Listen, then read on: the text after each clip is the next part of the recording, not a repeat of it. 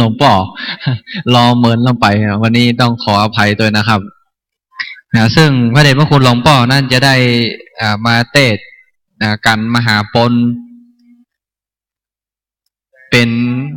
ครูบาอาจารย์ที่เป็นนักเทศน์และก็ได้สั่งสอนลูกศิษย์ลูกหาในอำเภอเมืองเชียงใหม่ตลอดถึงต่างอำเภอนักนะพระเดชพระคุณหลวงพ่อนั้นมีลูกศิษย์ลูกหานักฉะนั้นวันนี้จะได้ฟังเสียงครูบาอาจารย์วัดวังสิงห์คำอำเภอเมืองจังหวัดเชียงใหม่ซึ่งเจ้าภาพการเทศน์กันนี้ประกอบไปด้วยหลวงพ่อพระครูวิมลบุญญาคมเจ้าคณะอำเภอชัยปราการวัดป่าไม้แดงและก็โรงพิมพ์นันทพันธ์เชียงใหม่เป็นเจ้าภาพเจ้าศรัทธา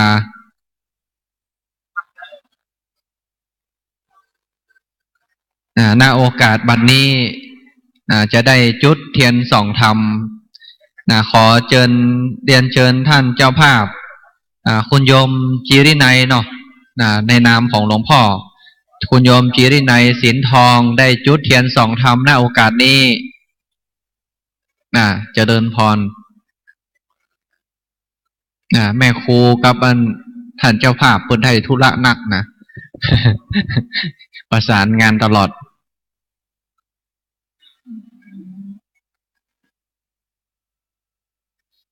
เชิญเชิญคุณโยมจีรินัยสินทองได้จุดเทียนส่องธรรม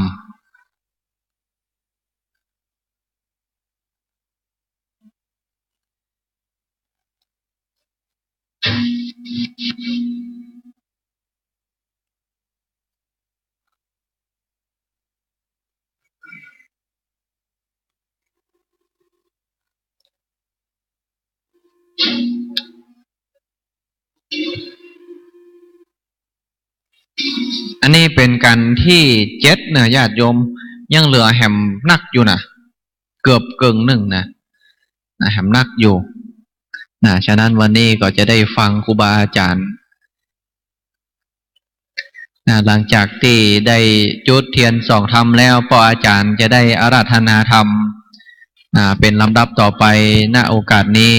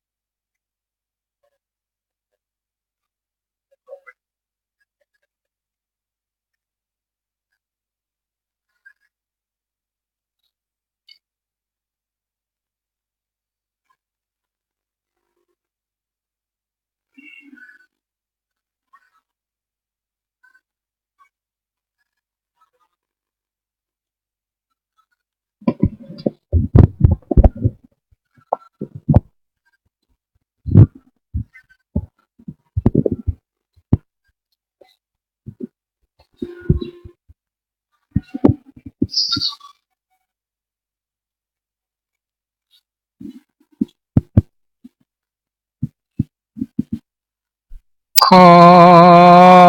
ยกมือกราบมโน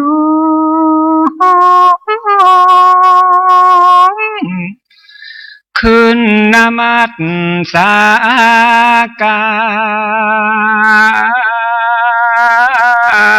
ร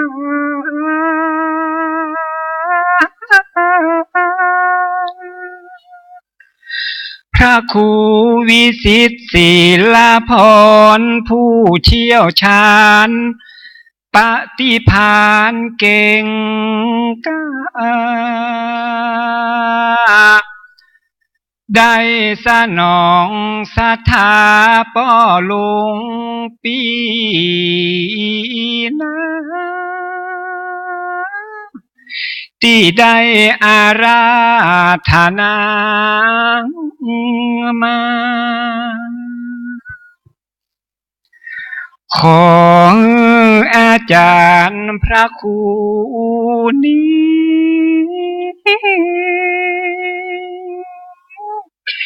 ได้โปรดเมตตา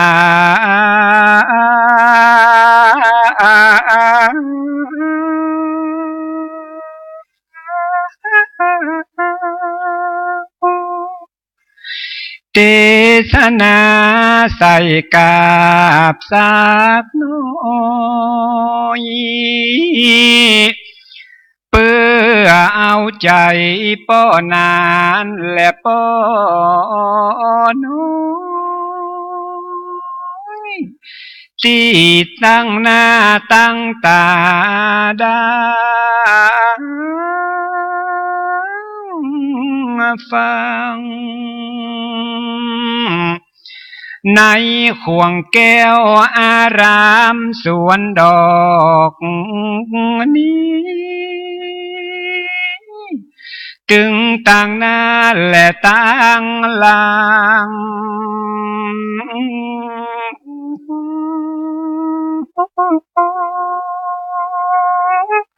ทุกผู้ทุกน้ำดังอันกราบอาราธนาแล้วนะได้เทศนาไป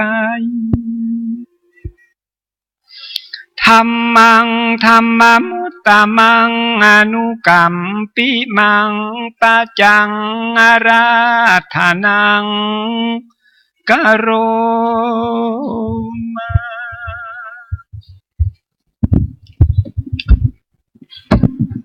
ขอยกมือ10 นิ้วกราบนอบน้อมยังพระติรัตนแก้วเจ้าทั้ง3 ประการอันมีพระพุทธพระธรรมพระสงฆ์อันเป็นสรณะที่เปิ่งที่เคารพนับถืออันสูงสุดในชีวิตกราบคารวะไวยสาปุญญาปารมีธรรมพระมหาเถรานุเถระอดีตเจ้าอาวาสวัดสวนดอกที่นี่จุตนจุองค์อันมีท่านเจ้าครูบาศรีวิจัยเป็นต้นเป็นประธานหลวงปู่คำแสนอันเป็นที่เคารพกราบไหว้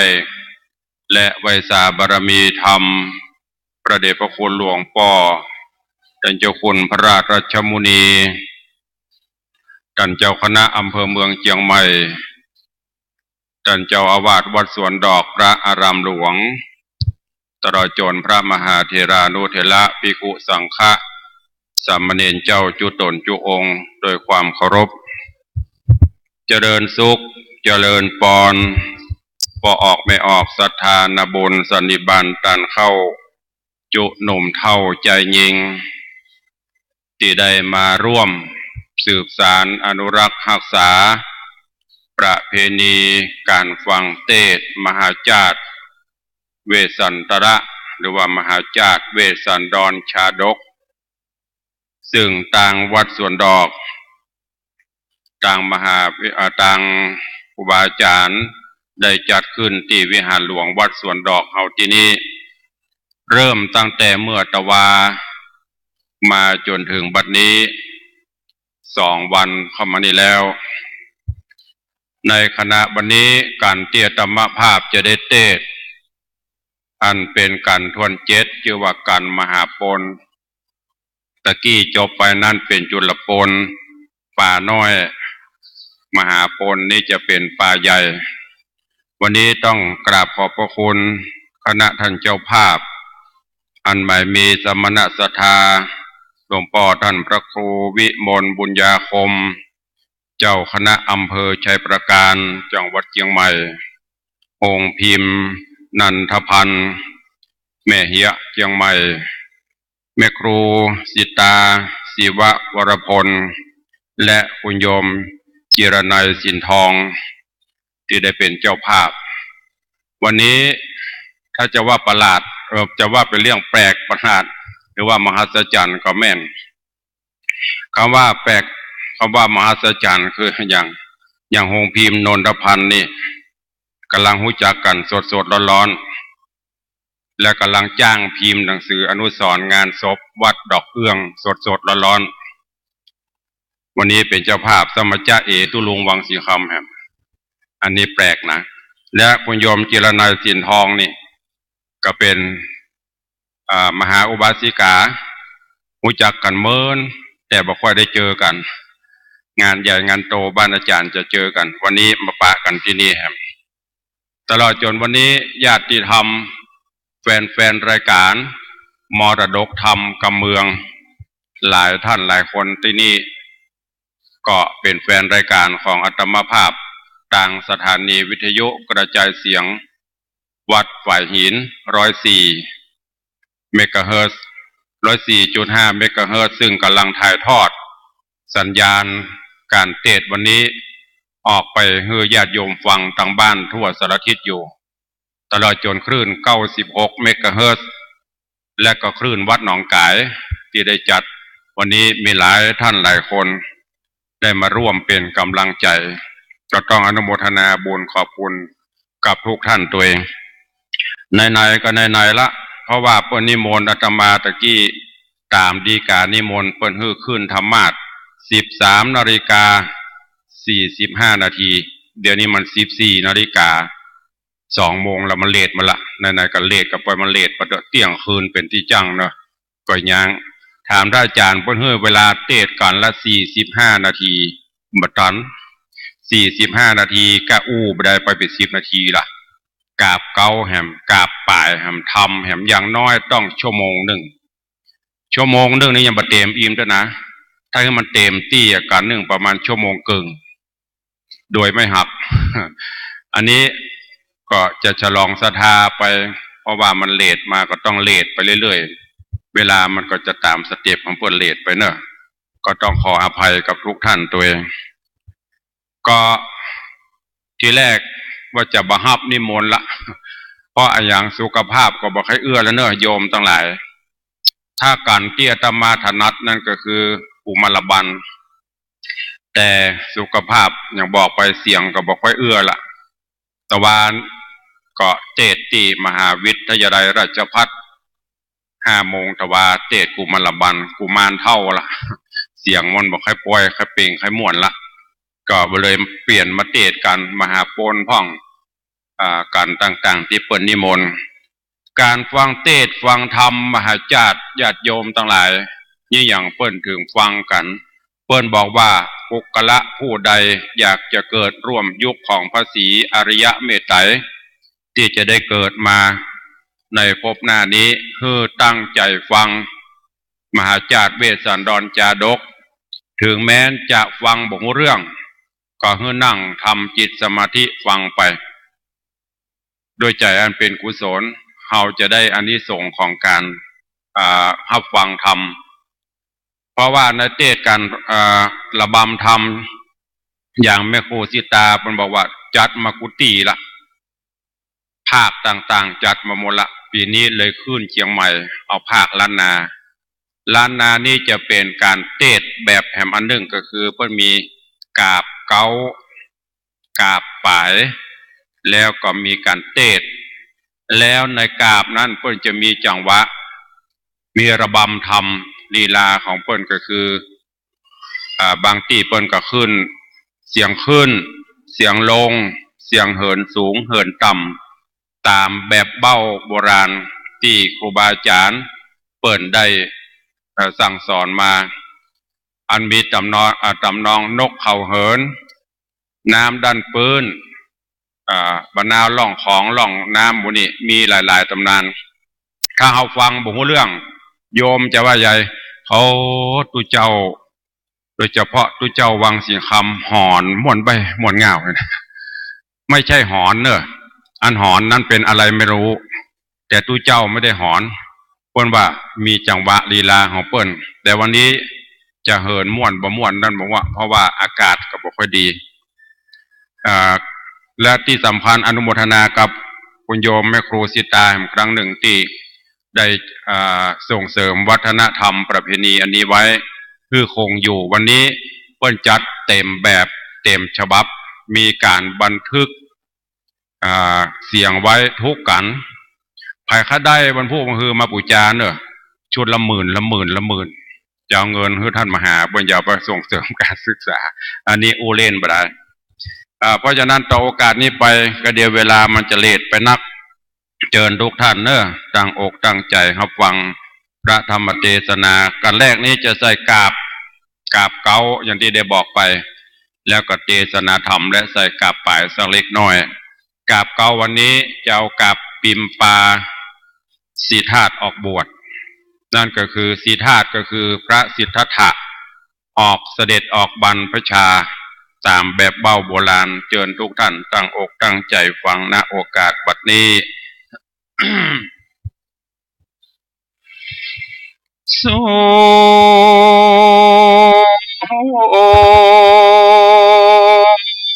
นาโต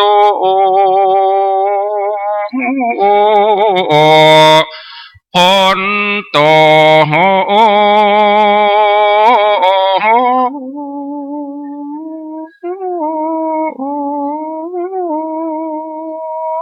ฟังราจุงฟังลาสัทธาตังลา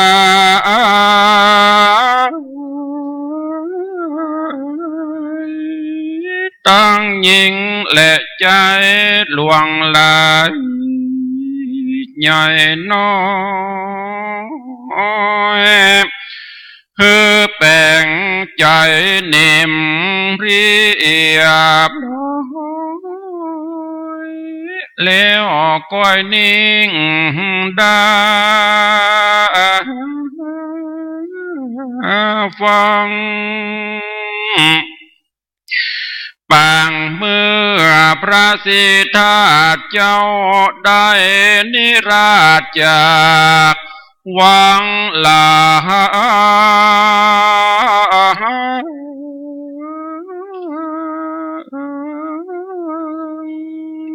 ก็บ่มีใจหวา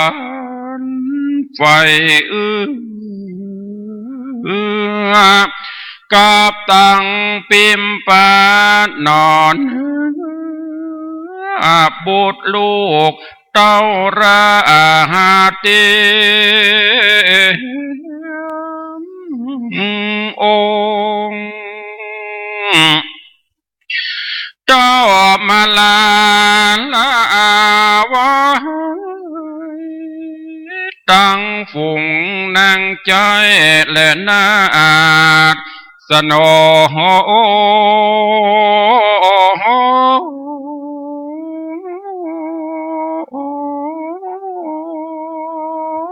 กรมมาวังนาย60,000 ห้องตั้งมโหรีรมปานนาคกองเครื่องดนตรีมุ่งพระไทยคลายปนเสียจากโลกโลกี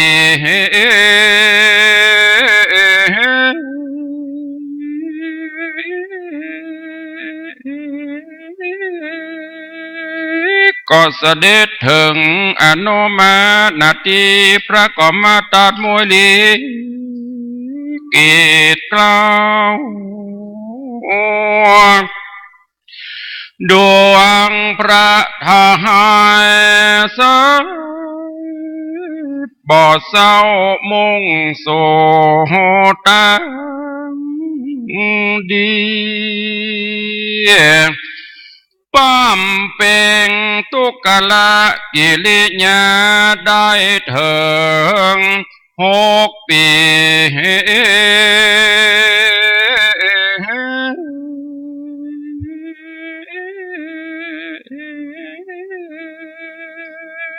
จิงได้ตรัสเป็นพระมุนีโลกไว้แล้วพระเงาก็เสด็จเที่ยวโปรดฝูงโจรมาทรงสารปิมปานานทุกโศกต้องใจโต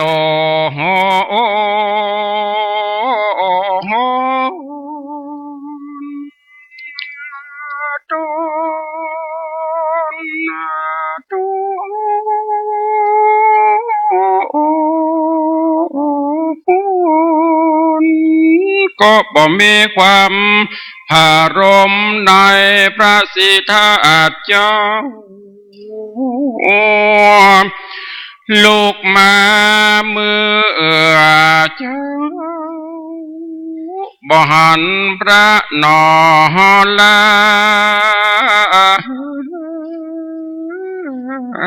เจ้าว่าโอ้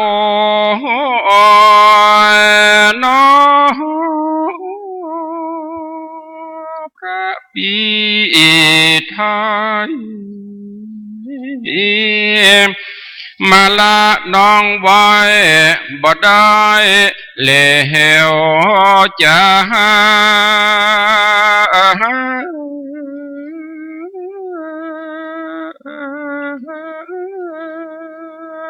นั่งก็ลูดมันนาลองละอ่ำให้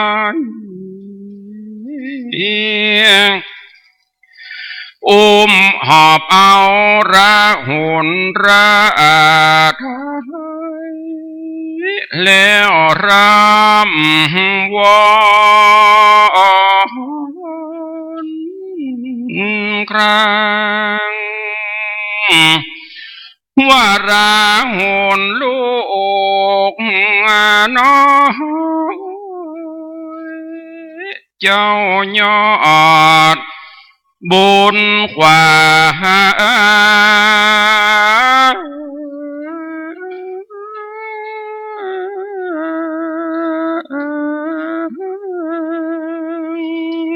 พระก็มาละวาเสียปรังเป่าโจบ่หันแต่แม่ก็ลังหันแต่ลูกน้อยลูกน้อยอันบ่หูที่ถ้อยเรื่องกามคนราหุนลูกน้อยเกิดมาบ่ได้หันหน้าป้อของโต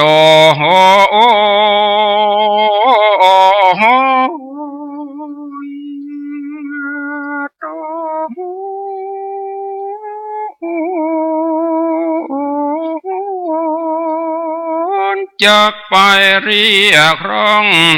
เอาคนที่ไหนได้เดและมาเหมือนพ่อเจ้าพระป้อนี่ละไปแต่เจ้าโอยามคอนรุ่งลาตีมาแสนตามมาก็ความผิดน้อยหนึ่งแม่ก็บ่เฮอ โสกี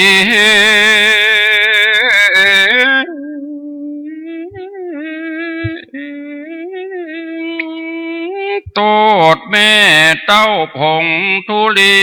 แม่บ่ได้เป็นรากี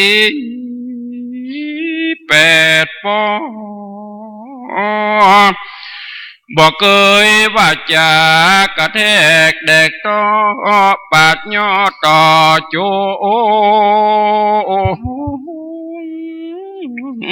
ท่านได้มาอยู่ปราสาทหัวมาสอนห่วมห้องหักกันแบ่งก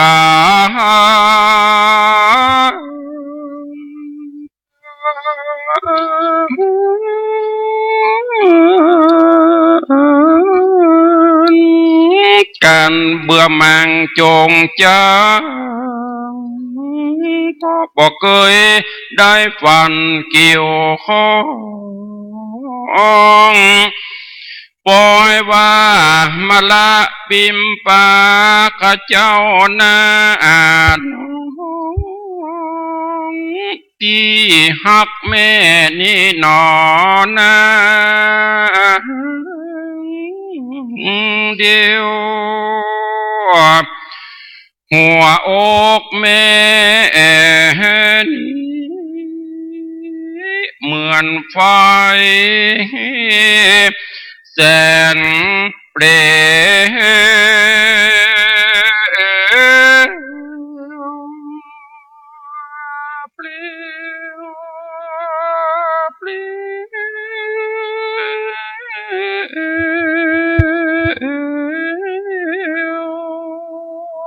ชมจะเหลียวเฮยพระมอนข้าจากพอภายในคนใดต่างพระเจ้าฟ้ายามเมื่อข้าเติงกาหังป่าไม้ดงไพรเขาเค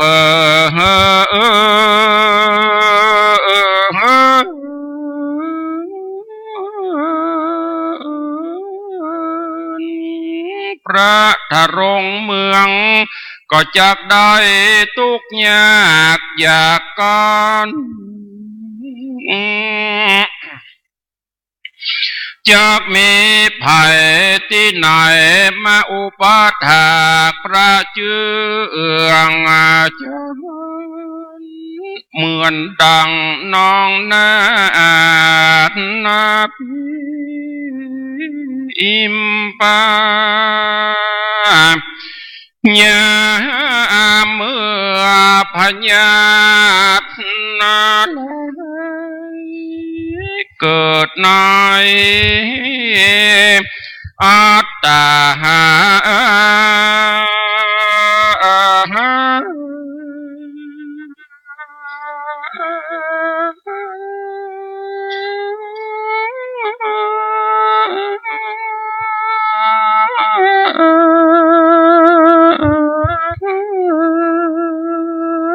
จะมีภัย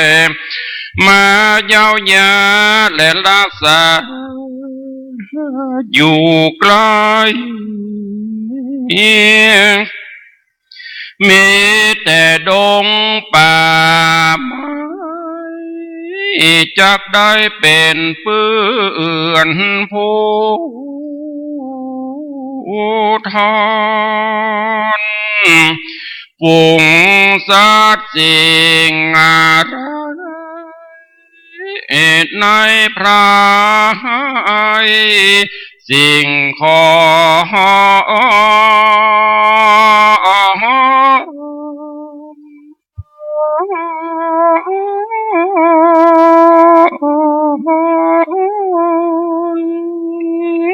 จากแม่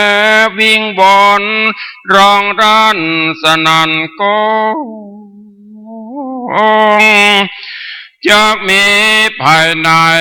ไปเป็นเปื้อนนาปองกังแห่งห้องอาลันยาปิมปานาโนพิลาภให้วอ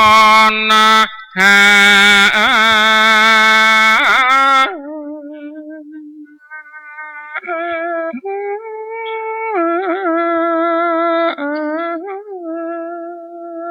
ปุ่นเว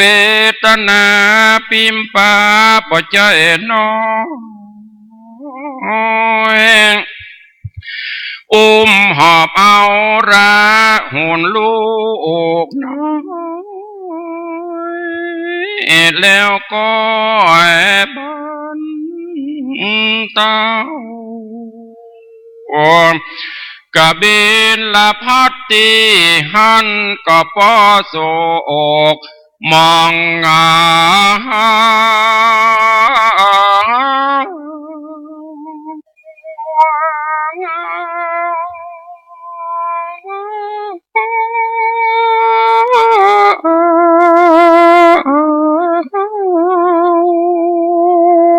พระสลีปิมปานี่เสียจากห้องไปปนวนนาน้ำปีฝั่งแม่น้ำอาโนมากันได้เป็นพระถึงอัลหันตา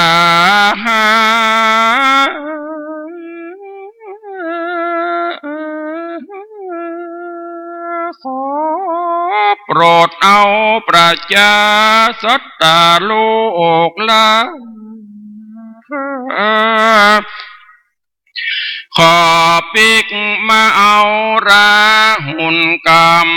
มาพระปิมปาน้องนี่บวชป่าลุนวานเลนา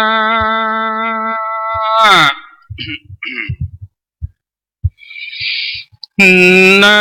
โมตัสสะภะคะวะโตอะระหะโตสัมมาสัมพุทธัสสะ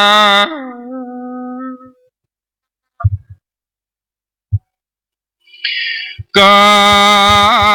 จันโตพลันตวันโจโสอาจุตัสสะอาจุตังอิสิติสวานาตังพลันตวันโจสัมโพธิอิสินาสหัตถิลำดับธรรมเทศนามาถึงมหาปนกันทวนจิตปริเจตอันพระพุทธเจ้าหากเทศนามาส่วนพระมานาผู้หาพัญญาบทใดมันก็ไม่น่าเข้าสู่ดองฟ้าอันหนตังอันพรานเจตบุตรหากบอกมันก็ติวซอกป่าหิมมาวาน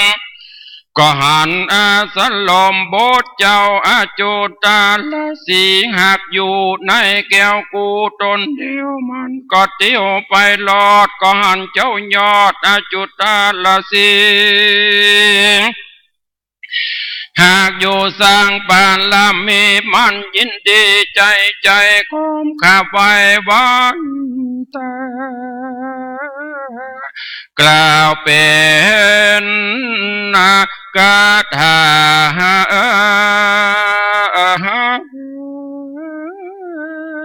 ว่า การจินุโคโพโตกุศลังการจีโพโตอันนามายังการจีอุนเจนะยาเปทะดังนี้เป็นต้นข้าก็มาขอย่อมือข้าไว้พระบาทได้ละสีความสวัสดียังก้อยได้บ่หอนใครเป็นได้ตันเลี้ยงตนในป่าลูกไม่กว่าสะแวงเอาหัวมันแดงขาวเป็นเงาคู่เขาอันอ่อนกินนาวันประการหนึ่งเลือกและยุงบินมาสวานลิ้นลายล้านเรือดงงูบ่หลงมาสอดแสวงต่อมาเกิดเนื้อทั้งหลายบ่ลาพกดันกว่าและลืม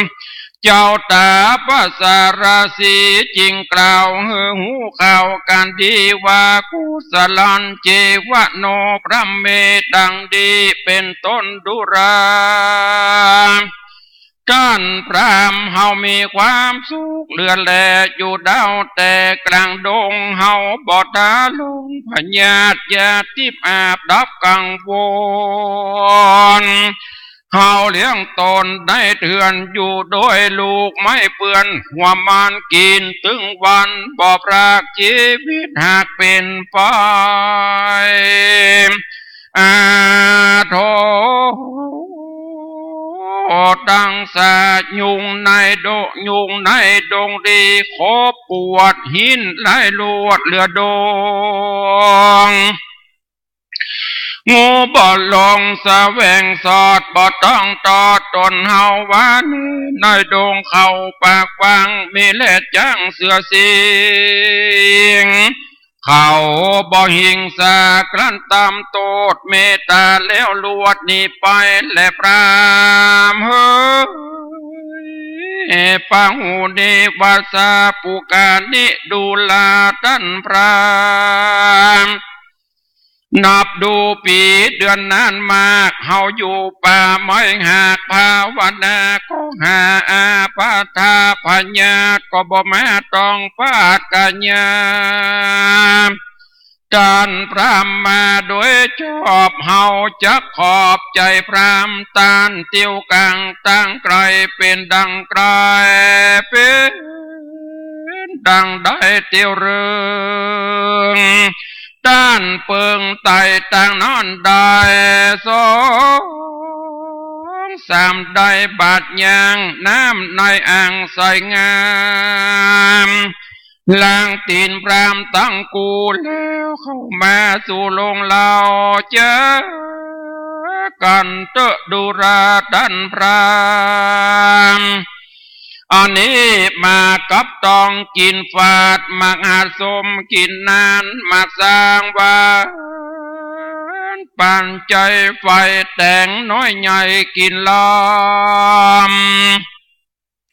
เฮาหากนำมาทุกสิ่งหวานยิ่งอ้อยเมืองคนตานเตี้ยวหอนเดินเตะกินหือหายเหตุปักใจมาอิตำปิปานิยังสิตังโดลาดันพรามน้ำอนินาสายก็มาใสเย็นก็มาเย็นจื่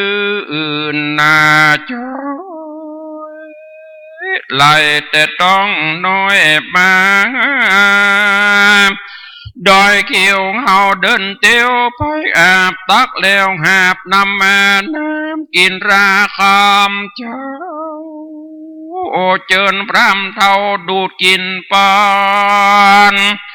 โดยแต่อันกินลูกไม้กินอิ่มได้แห่งมาและพรามเฮ้ยเอเตมุนีดุลาตันพรามไม้ต่างหลายก็มามีเลือดแหลมีดาวแต่กลางดงทะลุมทะลองรูปงามจะจรพงพองสุกอ่อนปุ่นกิน เป็นแต่ดินสร้างอาจเพียงอากาศสูงเร็วเขาเขียวงามพันแผ่วเขียวดังเกี่ยวเอ็นจานไม้สะเคียนอันปอแผกไม้ตะแบกหูกว้างไม้ยางเขียวเป็นจอไม้สะคอเปลือกบางไม้ลำมีกลางป่าปุนดิลาเดินดงลมจอยลงกิ่งก็อ้วนอ่อนนาน้อมหันแงมดังใจแลมกินเหล้านั่งล้อมเฝ้ากันนั่นแหละนะโอเปรตุมาปาลิญาเยสุนกตั้งหลายมีมากสะเศร้าหากเหลือใจบินไปมาเสียวสอดบนยอดไม้สูงเลวร้องเสียวเสียวทุกแห่งดังเสียงขอบติบแต่งปุ่นฟางนกพรโดกร้องดังเสียงจืนตะเวาตื่นตามลางบินคานควาป่าบอยแดนแต่ไกลอารามนั่นแหละนะไม่ตั้งหลายอาเด็กเป็นดังหูกว่าเรียกว่ากูรู้เรียกคนไปควรสนุกใจปานไฟแห่งคนผู้ใดเดินโดงคนฝูงใดอยู่เก่าฝูกสุกลอยเต่าใจปานปาจินมานนอเท้าลือตัวดาวทอลนีอยู่เป็นจีชื่นจอยกับลูกน้อยสองคนตานทาลงพันวิเศษเอาเป็ดเป็นจีขอกันรีแต่งไว้เกี่ยวลูกไม้พันลานังเสือนาลายพักพลอยเอาห่มห้อยกันยามอยู่ปูจาไฟบอกขาดเตียนยอมพาธนาเอาสะปนอยู่เล่ายอดฟ้าและนาพรำเฮยอาปาจุมปูปาติฐานจะมีนิเจปากกาไม้ม่วงและจุมปูมักวิดดูลือหลากมีลูกมากเกี่ยวจานไม้เดือบานนาแก่ลูกแต่เก้าเถิงไปไม้ต่างลาเลือแหลมีนักเตะปอการนายดงดานทุกสิ่งจำเลินยิงปันปวงนายดงหลวงทุกกรรมมีแม่น้ำกินหวานผิวใสงามเลิศแล้วเป็นดังแก้ววิตูลมีปลาสูนฝูงเต่าลอยเล่นเล่าไปมามีกินกันทาก็มาหอ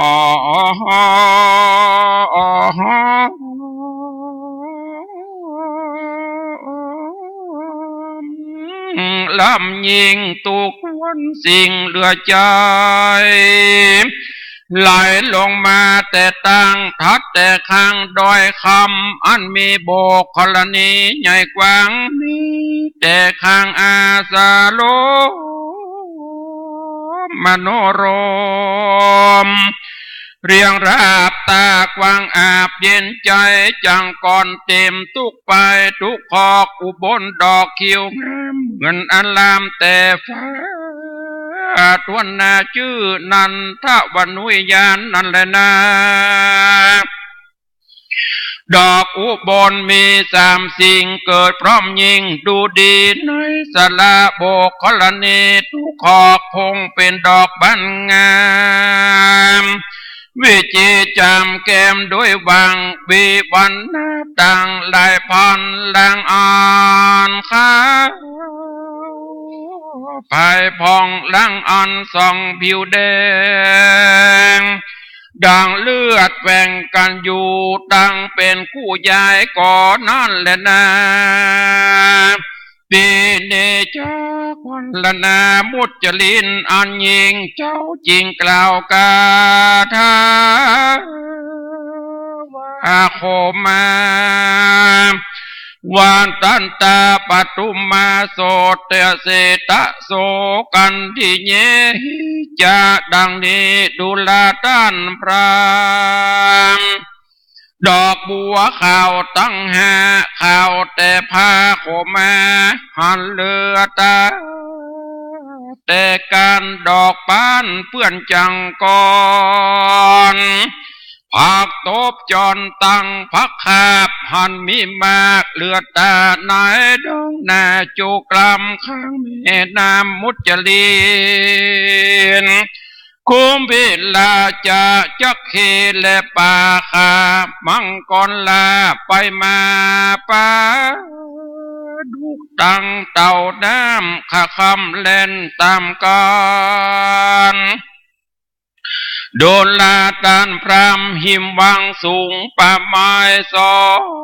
งปางกลางมุจลินในแดนดินตีไกลต้นไม้แงมหักเหมาะไม้กลมเกาะมีลือแลแก่ฝอยแต่กลางดงลามไม้ตองหลังเป็นดอกบานทุกขอกหอมมากลาง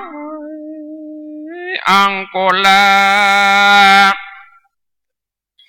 ไม้ประจิตงามเป็นยุมมีใบพมแฝงกันไม้หมากตันและปาลิจาไก่อาวาเต้าบุญปิงไม้กาลติงตุ่มดามเบจูกลัมอารามมุจลินงามแง่แดนเต้าแต่หิมวังน้อยกิมวานดูกออกไม้คัดหมอกนำแนะนำไม้ยังปลายดำเป็นหมู่ยังปลายข่าวอยู่แฝงกันมีตั้งไม้หมกมันและหมากฟองเป็นเท่าแถวทองอยู่ในปลายและพรามเฮยเอตันตาอุตากาลดาตานสมิงดุลลาพรามในดงฟ้ามีจูกลำแต่ฝั่งน้ำตุกไปสละงามลายบัวบานสาผู้พักบุ้งอยู่เป็นกอดหัวตาเสือและถั่วก้างอยู่ตามข้างอลามถั่วเงินงามเครือบและเครือแลบหมักแปบอยู่เกี่ยวปอมเครือน้ำสลาเฟือยะยองน้ำข้างฝั่งพระพาง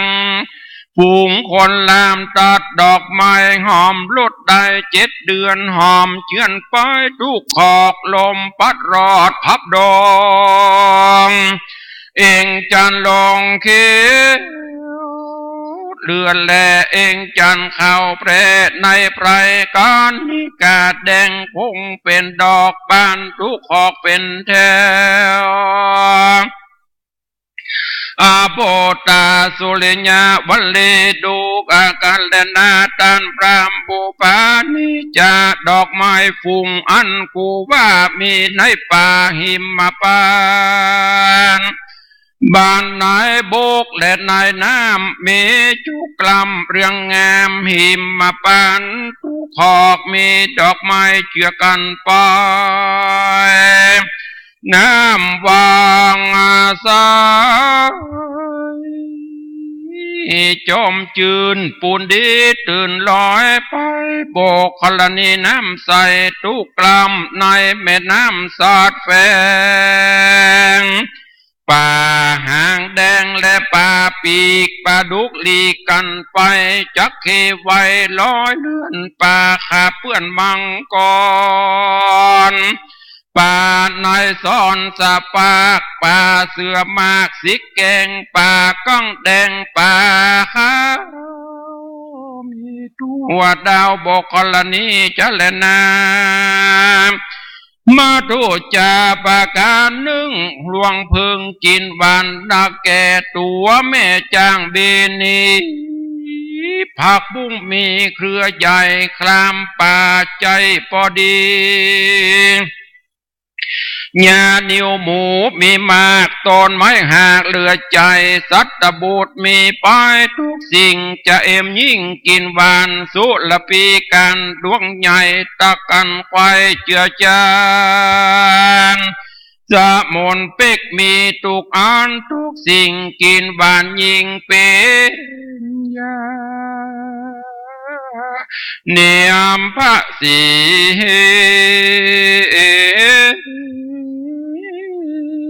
และขากหมอกโกดสอดดอกเหลืองลายดอกคำมีลายเหลือแลนอกน้ำแต่กลางดงขมิ้นคำงดงามอลามหอละดานงามทุกแง่กำกุนแพร่เต็มพรายโกดสอดได้มีมากไม้แน่มากลำปูนกาละบุญมีเหลือแลสมุนแหวงแพร่เต็มพรายน้อยป่านันนามีทุกสิ่งอย่าติบยิงเหลือใจน้อยดงไพรที่เต้าอยู่กันเข้าสู่ก็เย็นใจและนาพระเมยดูราด้านพรามเขานกมีเหลือแลเข้าด้อยแพร่เป็นกอเข้าสลีนั่นนาข้าวมากบ่ตำก็หากเป็นสารอ้อยกินหวานบ่น้อยยิ่งกว่าอ้อยเมืองโคก็มีแลดูกะลาด้านพรามหนต่างอันนี้ปอผู้เดียวเตียวไต่ได้แม่นจอกไต่ไปสู่อาสาโลมแห่งเต้าอุดมเวสันตลาลาดแม่นจักกากาเตียวมาเป็นอันชื่อนักหนาบอกโคตรขอดคนใดไปลอดเกี่ยวกูดีก็บ่มีความอดอยากเข้าอิ่มปากต่อเต้าตีค่าอาหารนั้นนาบ่กันอยากลำบ่ลำบากในใจเจ้าตนได้นอตาอยู่ในด่านดาวดงรีกับเทวีและลูกน้อยอยู่แดนถอยด้วยคำตานตะลงสินธรรมพิเศษอยู่สร้างเป็ดเป็นจีขอเป็นจีขอดงนาลีขอกันลีแต่งไว้เกี่ยวลูกไม้นำมานุ่งนางเสือแหน่ใหญ่นอนห่มไม้เนื้อดินยินใจดี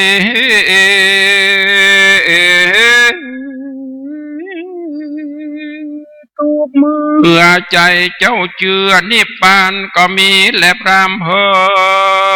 ยกามาตังปะกาเซนโตสัทธาอาหาอิตังสุตวาพรามณพันทุงอิสิงกัตวาปัตตากิดังดังนี้เป็นนาคพระเจ้าว่าภิกขเวดุลาภิกขุตั้งหลายตนจะลงสินใส่สรดส่วนว่าเท่าโคตรจูจักกับรามได้ยินคำงามแห่งเจ้าละสีกล่าวได้หูข่าวตั้งไปมันดีใจ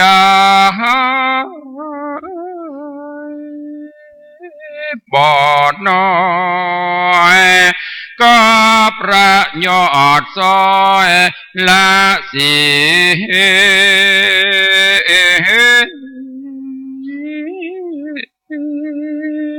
พร ามมีใจดีหุ่มกว่าเดินดาวป่าดงดำมันก็กระทำปาทักษิณเว้นรอบทวน3 รอบตามประเวณีย่ออันจุลีขาบไว้จะ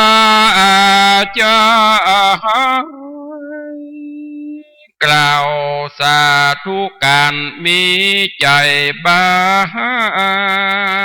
งชื่นจอยกล่าวอำลายอดซอยพลาสีปัญญาเวสันตระบวชเป็นจีอยู่สร้างหนตาตั้งแดนไกลมันก็เตียวไปจะใจเข้าสู่ตีพระเงาไทยกล้าตามธรรมก็เมวานนาเลนา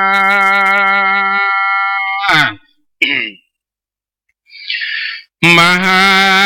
ปัญญาปนก็มาลาปล่อยแล้วจะอาตมาเกี่ยวจักมาขออำลาป้อออกไม่ออกสถาก่อนที่จะอำลานานแล้วจะขอปาดเคราะห์ลายเธอย่างย้ายถอยหนี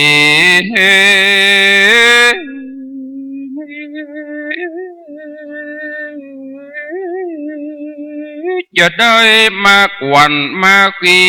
พี่น้องสะตาเอาอาเจ้าบ้าน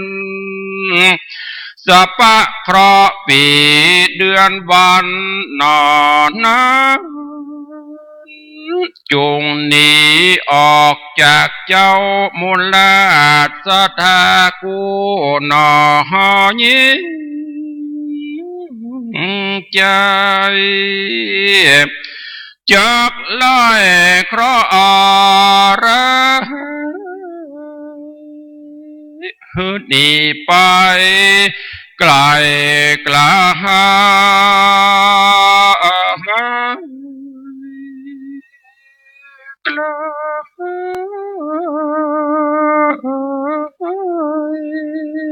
สัพพะจังไรจะได้มาต้องขอปีแลน้องขอจะได้มากวนหนอมาคุยมูลาสัทธาทั้งหลายจงอยู่เตียงตา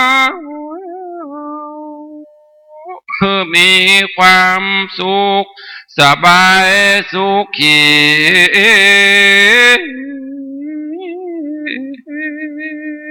อยู่ดีกินดีตลาดกุมเท้า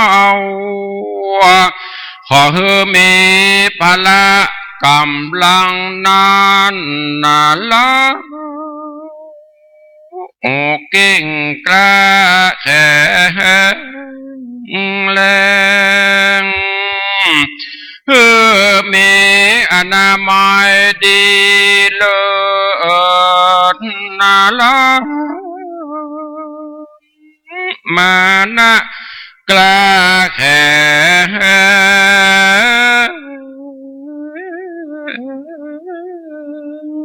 จุงมีเลี้ยวแรงดังจังสันหันมีอายุนอน100ขวบเข้าปีไปเหมือนกันกูคู่กูคนนั้นเล่นนะ เนติตังขีญาสังวันนาจางองเหตุยังมหาปนประดับประดาไปโดยกาถาได้80 คาถาก็บังคมสมเร็จสาเดสาธุครับ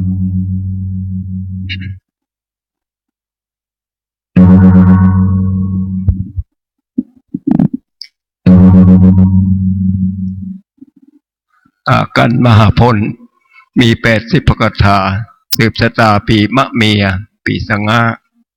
ปีมะจุพธาตุเจ้าเวชาดากองเวียดมาประเทศพม่าพุ่นนะครับตั้งใจฟังด้วยความเคารพคบย้ำเลื่อมใสก็จะได้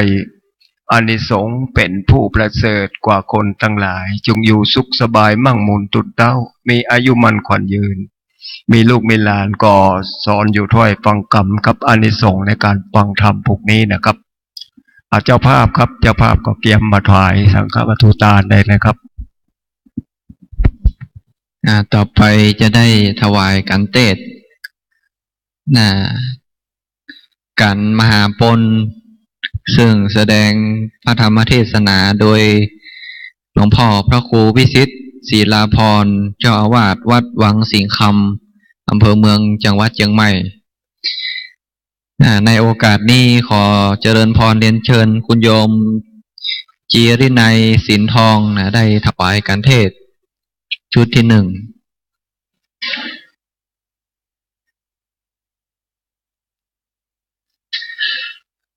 และได้ถวายต้นกัลปะพฤกษ์เนาะซึ่งการนี้มีพระเดชพระคุณ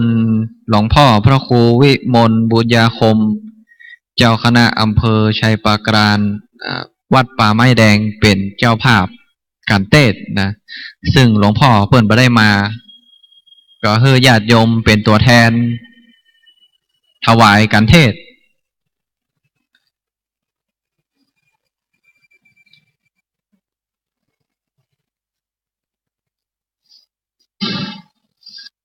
และชุดที่2ขอเจริญพรเรียนเชิญคุณโยมมานพคุณมาลีสกุลวัฒนะได้ถวายการเทศชุดที่2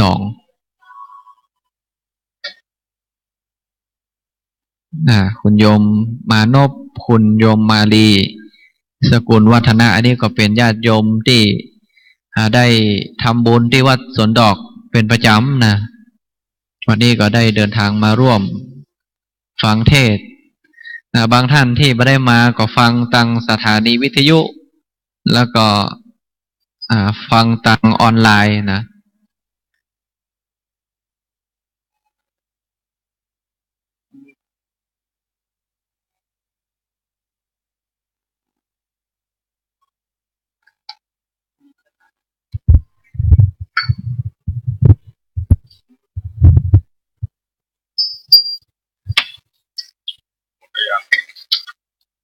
แหมต้นหนึ่งเป็นต้นดอกปริชาติขอเจริญพรเรียนเชิญคุณโยมพิมพ์วลั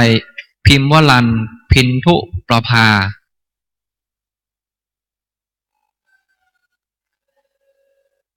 คุณโยมพิมพ์วลันพินทุประภา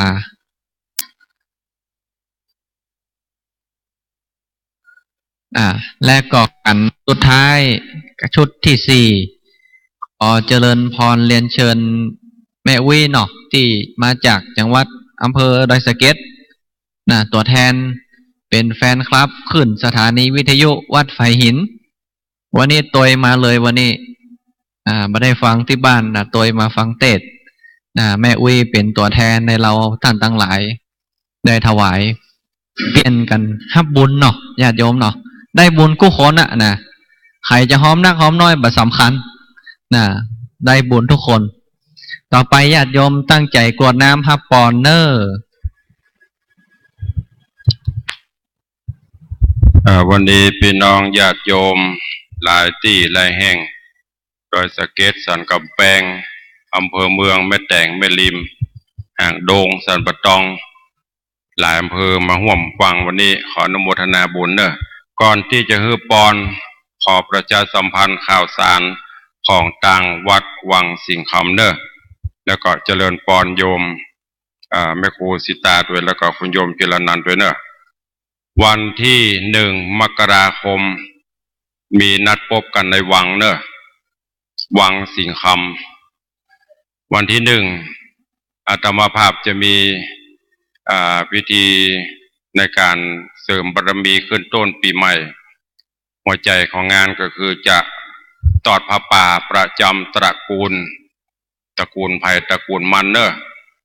ไปร่วมบุญกุศลปัจจัยบะเกียง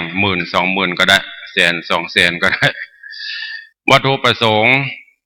จะจัดระดมทุนในการหล่อพระพุทธรูปทองคำไว้ประจำวัดวังสิงห์คำตามตำนานตามประวัติของวัดก็ได้กึศใจตั้งสัจจาธิษฐานไว้ว่าจะหล่อพระพุทธรูปทองคำน้ำหนักทองนะจะน้ำหนักบาทสตางค์นะน้ำหนักบาททองประมาณ108 บาททองคำจะล่วงสุดบารมีบัดเติงและแหงก็ขอ59 บาททองคำจะเริ่มระดมทุนวันที่1ญาติโยมถ้าใดจะเป็นเจ้าภาพทองคำก็ได้เนอะฝากคุณโยมเจรนายด้วยบาทละ20,000ตามท้องตลาดบ่เอากำไรเนอะบาท20,000ลดลงไปตามนั้นก็สลึงก็5,000ตามราคาเท่านั้นหรือตามเจตนาเพื่อที่จะรอเป็นพระพุทธรูปไว้ประจำวัดขอเจริญปอนประชาสัมพันธ์เชิญทุกท่านด้วยเนอะวันที่1 มกราคมแม่ลำพันธ์ปากันตรสเกตไปในวังเนอะก็ฝากไว้ณโอกาสวันนี้เชิญตั้งอกตั้งใจฮับปอนแล้วก็เดี๋ยวก็จะได้ฟังกันต่อไปยะทาวาริวหาปุลาปริปุเรนติสาคลังเอวะเมวะอิโตตินังเปตานังอุปกปติอิจิตังปฏิตังตุมหังคิปะเมวะสมิจตุสเพปุเรนตุสังกปาจันโทปนัสโสยถามณิโชติละโสยถาแม่นกมกัมภาธนาเจ้าสะมณสัทธามูลสัทธาทั้งหลายไฟมักมีด้วยประการแสดงดังก็ดีสมิงชันโตจุงปันอุดมสมสลาวุธิไปจุอย่างจุภาการพระบุญกินบุญทานได้พิบันปกห่มปกปักรักษาปกป้องคุ้มครองท่านทั้งหลายได้มีความสุขกายสุขภาพประนามัยสมบูรณ์แข็งแรงอยู่กินอยู่ตานวละพุทธศาสนาสลีสัพพัญโยพุทธเจ้า100 ขอพระวสาภาธนาได้สมความปรารถนาเหมือนกันจุดตัวดวงถุงจังมีใจยตุภวังใจยมังคลังเจยมหาลาพังเจยโสถีพวันตุโวสปีติโยวัจันตุสัพพะโลโกวินาสันตุมาเตภวะตวนตะลโยสุขีตีคายุโกภวะอภิวาตานะสีริสนิจังบุทธาปัจจยิโนจัตตารโอธรรมาวัฏันติอายุวันโนสุขังภาลังธุครับธรรมหาพล80 ประกถาของปีสง่านะครับจูพระธาตุเจ้าเวดากองพม่าโดยความเคารพก็จะได้มีอานิสงส์มีบุญอันประเสริฐนะครับมั่งมุนตุนเต้าอายุมันขวัญยืนมีลูกหลานก็อยู่ดีมีสุขทุกคนนะครับผูกแล้วท่านพระครูวิสิตศิรพรวัดวังสิงห์คำท่านเปตเจรนาขอกราบขอบนมัสการครับจบเป็นที่เรียบร้อยกันมหาปนนะซึ่งเทศโดยพระเดชพระคุณหลวงพ่อพระครูวิสิตศิลาภรณ์เจ้าวาดวัดวังสิงห์คำ